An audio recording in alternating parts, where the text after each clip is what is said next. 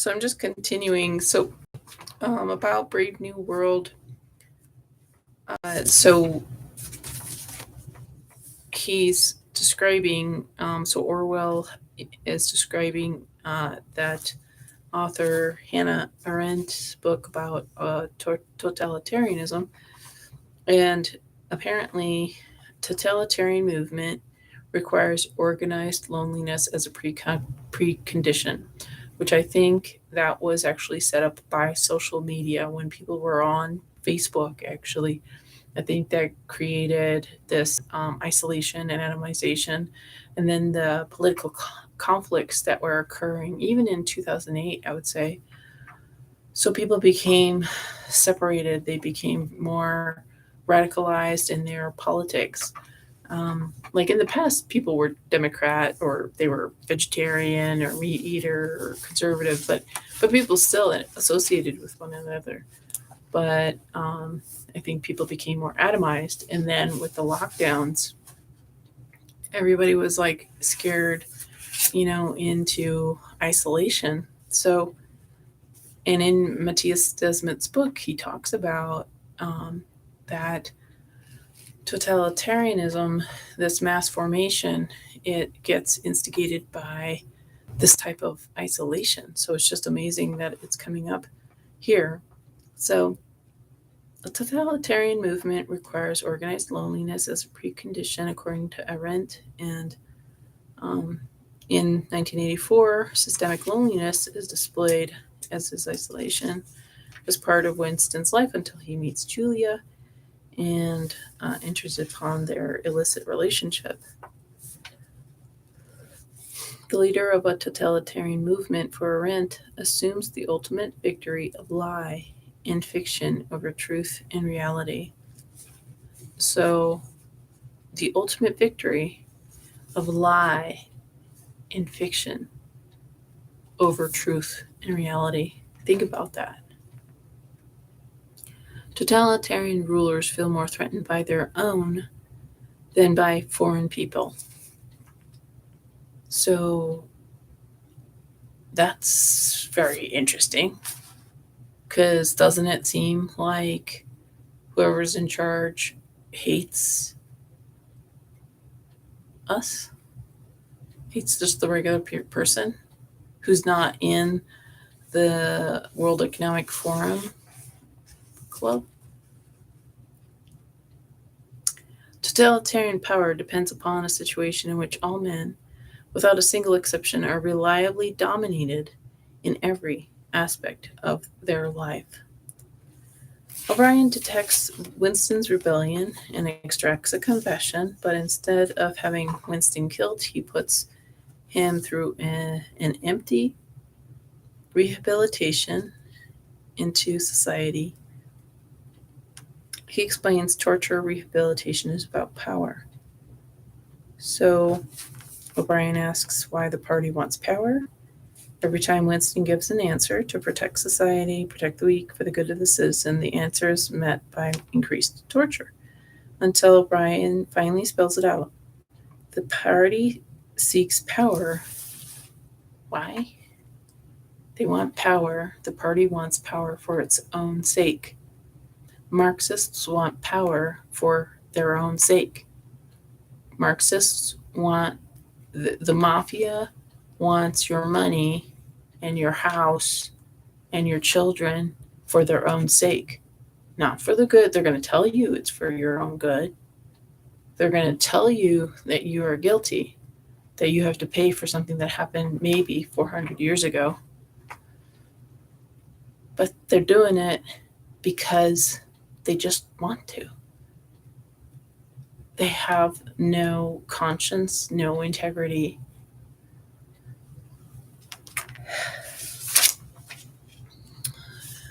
So I think then Winston needs what Arendt describes in her study of totalitarianism. Every man must be reliably dominated in every aspect. And Arendt says totalitarian regimes bring with them a new and unprecedented concept of reality. Just look at the headlines.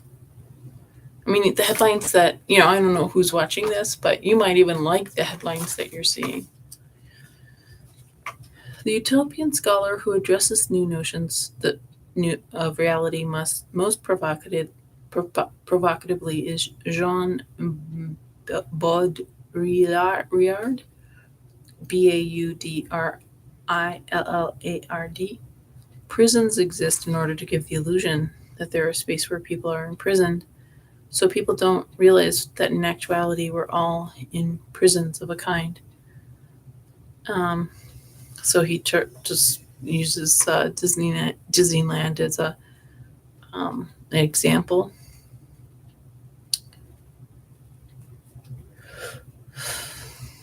So the potential of a totalitarian government challenges the notion of the real, I think. So for Orwell, unclear language isn't just a matter of linguistic evolution or cultural decadence. Unclear language. So let's think about that. Unclear language. When you don't know what you can call somebody. Like, what if I identify as a wall and you identify me as the top of a box and I get upset? What if I'm a fluid? I identify as a chair right now. Now I identify as a shelf. Now I identify as a computer. So with this shifting sands kind of a thing, what happens? When you have unclear designations, you don't know, and because the person wants to always keep the goalposts moving, you can never meet my approval. Unclear language is rhetorical, so rhetoric. So rhetoric is a type of like convincing somebody. It's a type of argumentation. It's a way of changing somebody's mind.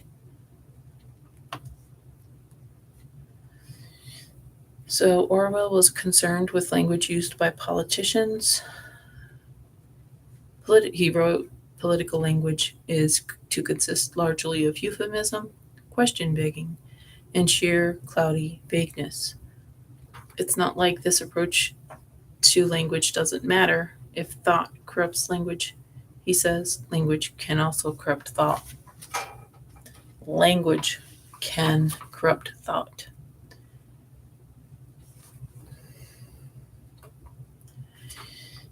In 1984, he produces a different kind of language, a language with no euphemisms or cloudiness at all. No euphemism or cloudiness at all. Newspeak is what he produces, Orwell. We learn a fair bit about newspeak by watching Winston work with it. And this is what we were talking about before when he changes it. I think that's what, when he changes the price or the amount of chocolate from 30 to 20. So the real explanation of newspeak comes at the end of the novel in an odd appendix that causes us to revisit the entire novel. The appendix, called Principles of Newspeak, open in the past tense. Newspeak was the official language of Oceania and has been devised to meet the ideological needs of Ingsoc, or English socialism. In the year 1984, there was not as yet anyone who used newspeak as a sole means of communication, either in speech or writing. So this is socialism, like in the very book. This type of English Ingsoc. So it's English socialism, Ingsoc. So as of May 2023, past few years, we have been learning Ingsoc, English socialism, or actually English Western Marxism, or actually American Western Marxism. That's what's been going on. It's not socialism, it's Marxism. The appendix then provides a linguistic analysis of the language, explaining its elimination of redundant words.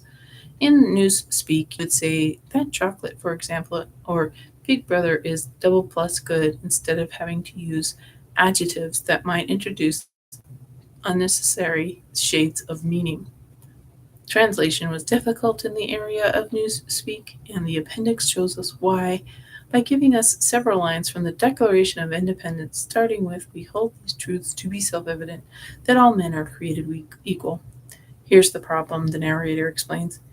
It would have been quite impossible to render this into newspeak while keeping to the sense of the original. The nearest one could come to doing so would be to swallow the whole passage up in the single word crime think. So, crime think is to this totalitarian mindset, we hold these truths to be self evident that all men are created equal. So, that's crime think. So, this is one of the most wonderful moments of satire in a novel where sinister reality or unreality is the go-to mode of describing a stark totalitarian future. I think this lady is a little too positive, thinking this is supposed to be funny. It's not funny. It's like it's just dark. Okay, it's also one of the only moments of hope in the novel. Notice the past conditional. It would have been quite impossible. That's different from it was quite impossible, or it will be quite impossible. This passage suggests rather strongly that the era of newspeak, though fully imaginable, will never come, that this version of 1984 will be averted. Orwell's novel doesn't provide an answer to the question of how to avoid dystopia. And if you've ever read it, it's pretty intense. I mean, the torture that Winston goes through and Julia, like they go through some torture and they're traumatized. And just to totally, I'm spoiling it if you've never read it, but they're traumatized and they just go back in. They just become cogs in the machine. Orwell shows, let's see. So in the book, the relationship is forcefully ended by the state, and basically Winston betrays Julia, I think, um, if I remember correctly, because he's being tortured and it's just beyond his capacity to cope. And so of course Julia, like, but I'm sure she she knows too. It's just that it's crazy totalitarian. I mean, just read people's biography about being in a totalitarian regime. Read about history. So if the state has total control of who citizens love, then those citizens no longer have access to the human bonds that gives individuals motivation to fight for their free will.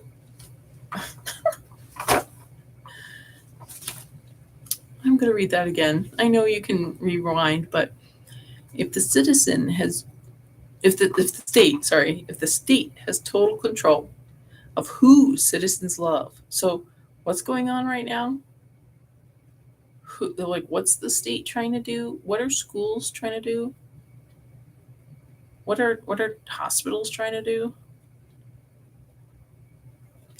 So if the state has total control of who citizens love, then those citizens no longer have access to the human bonds that gives individuals motivation to fight for their free will.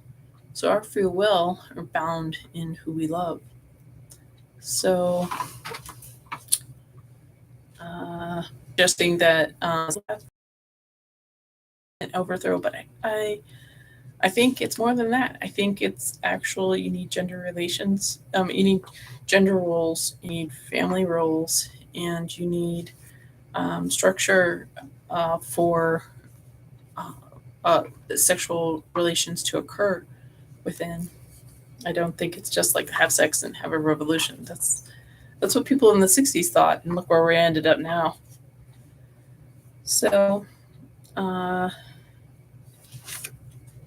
yeah, is that just not mind boggling? So, I will stop for now, but it's listening to great courses, the teaching company's Great Utopian and Dystopian Works of Literature by Pamela Bedore. And but read your 1984, and especially Brave New World. I think we're actually more at the Brave New World with the cloning that's going on and the genetic engineering and terraforming. Um, yeah. So, what do you think? Thanks for watching.